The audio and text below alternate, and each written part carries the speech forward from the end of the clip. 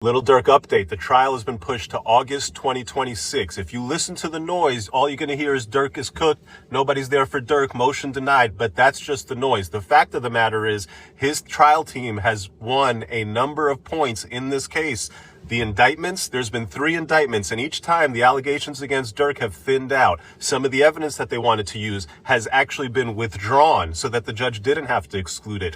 I'm going to take you through it piece by piece. I'll leave the best parts for the end. First, when they charged Durk, the main allegation about him rapping in his lyrics was this lyric about him going, told me they got an Addy, got location, green light, seen your son on the news screaming, no, no. Okay, that lyric, if you play that lyric, then you play the video of Quando next to the murdered victim, no, no, you would have won major points with a jury. That lyric's not in the indictment anymore because Finling showed that those lyrics were written well before the murder.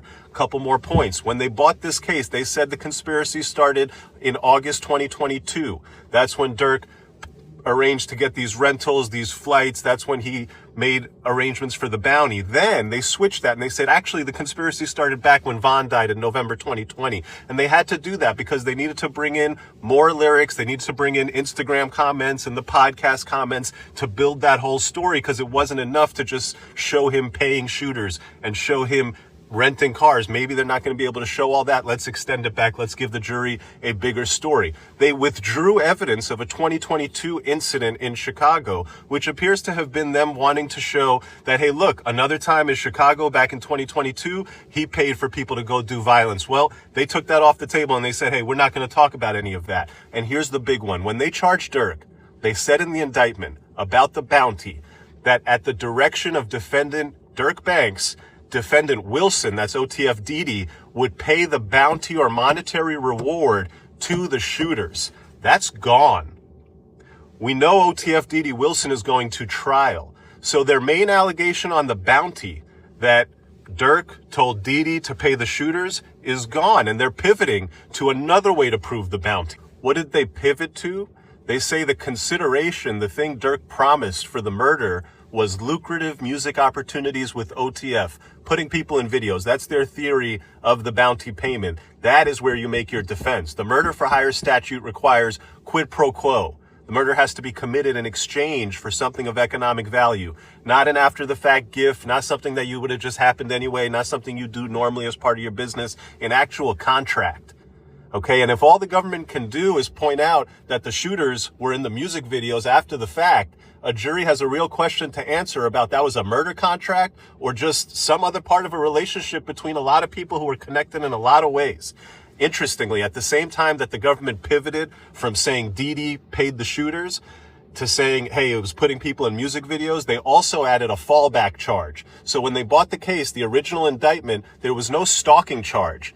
In the second superseding indictment against Durk, they added a stalking charge. And the stalking charge is important because it doesn't require any contract. No quid pro quo, no bounty, no payment theory. You can add that charge and simply prove that, hey, he was telling people to go do this. He didn't necessarily pay them to go do a murder, but he was telling them to go follow that guy. He was telling them to go stalk that guy. And a jury can look at it and say, a lot like in the Diddy case, that, hey, not exactly sure here. Very, very, very suspicious individual over here. I'm going to go ahead and hit him with the lesser charge. And so, when the government puts in that fallback charge later in the case, that tells you that they're not 100% sure on their theory, that they acknowledge that, hey, we need to have a fallback here.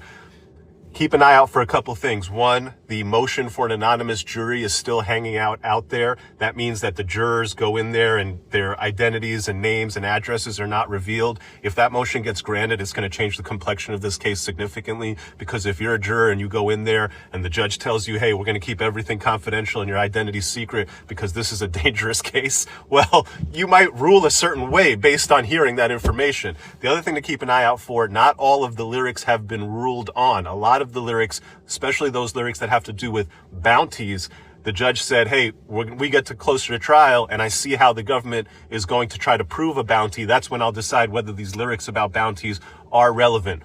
One thing to keep it a buck, and just to not sugarcoat it, the lyrics that Durk has out there about slide for Vaughn, got it back in blood, you just don't know, that's how it's supposed to be. The podcast comments about I just don't be hearing those comments anymore about sliding for Vaughn. All that stuff is in. All that stuff is incredibly damaging to Durk. Had those things not been released into the public record, my God, this would be a much easier case to defend. All that being said, Durk trial, August 2026. This will be a trial for the ages.